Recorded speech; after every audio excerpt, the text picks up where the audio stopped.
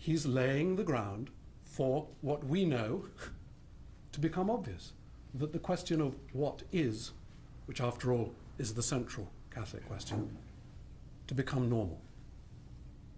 Now, his job is to try and keep everybody together, avoiding the scandal.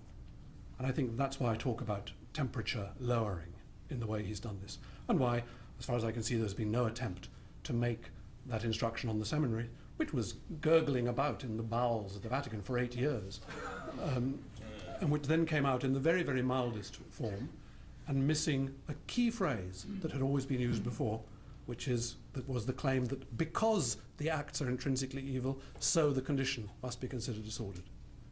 It left out that link phrase, which means that the CDF has realized that that position can't be held as definitive anymore. In other words, take it this way. It used to be the case that the Vatican says all Catholics must believe that the moon is made of green cheese.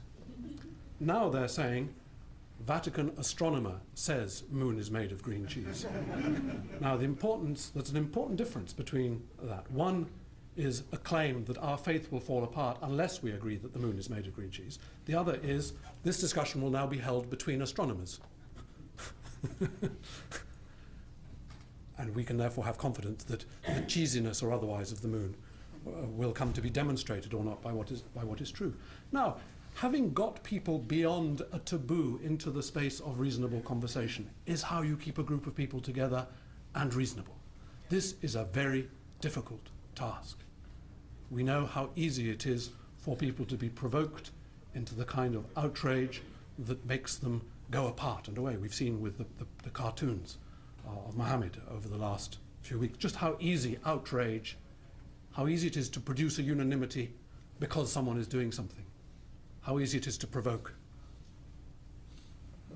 The job, the Petrine job, does seem to me, and we can participate in this, to enable the change to happen slowly.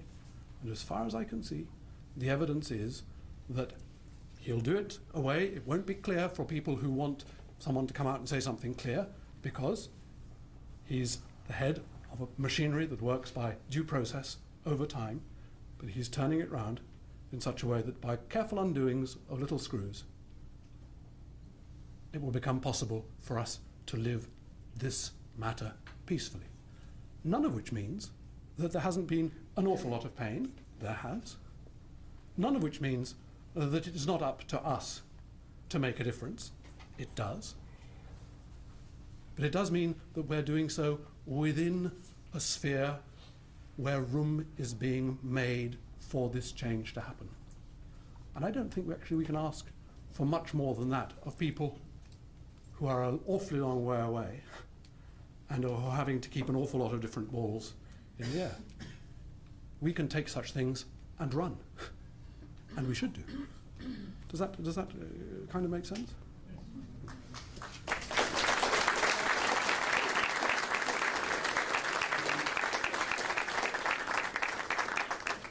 All right, so James, you've answered many of the questions that were in this stack, including what makes you so positive about the Pope.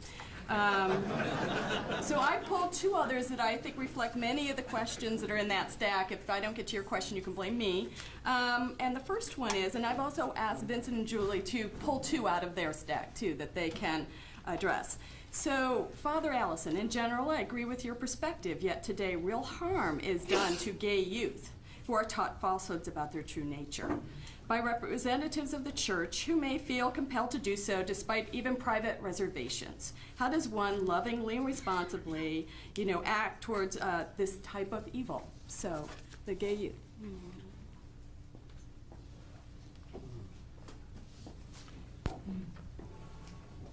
Well, I don't know. I just don't spend long enough here in the States to know how this is done. But I mean, I think one of the useful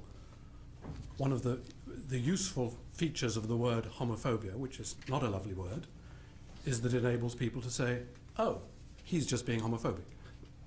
That's quite an important thing to be able to say, if that makes sense.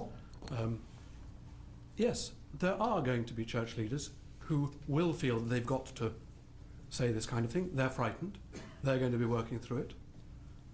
Now, please remember that in your society, actually, the ecclesiastical voices saying nasty things about gay people are comparatively small fries compared to other voices who are saying nasty things about gay people.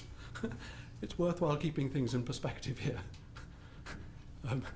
The official voice of the Catholic hierarchy in this country has not been particularly unified on this issue. There have been some people, what someone referred to it as the democracy of the loudest common denominator. In other words, the one who shouts most gets to sing the song. But an awful lot of ordinary learning in this sphere for young people has gone on through television programs, gay-straight alliances at schools, films, Brokeback Mountain, etc., etc., etc., all of which are making the difference and enabling the questions of love to be worked through in such a way that let's get things in perspective when it comes to our religious authorities. They are not the bogeymen that they're often made out to be. And even if they want to be the bogeymen, we should not let them get to us. And that's the important point. Such people inhabit one's head as far as one lets them. And in as far as one doesn't let them, then one becomes free and non-reactive. So that's what I would hope to inculcate, talking with gay youth, is what's the shape of your love going to be? That's the question. What's the shape of your love going to be?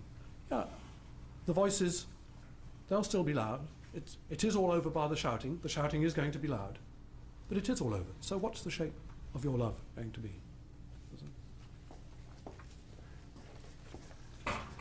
Okay, so the next one's about celibacy, so I'm going to wait and we'll ask you that one last. And why don't we...